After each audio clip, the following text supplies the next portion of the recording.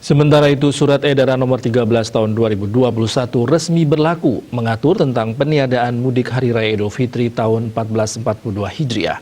Menindaklanjuti hal tersebut, Pelabuhan Padang Bae akan menutup loket tiket selama 11 hari.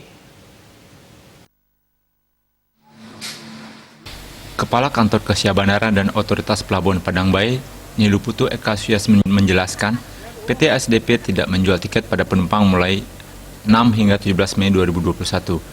Hal tersebut sesuai di Surat Edaran Satgas Penanganan COVID-19.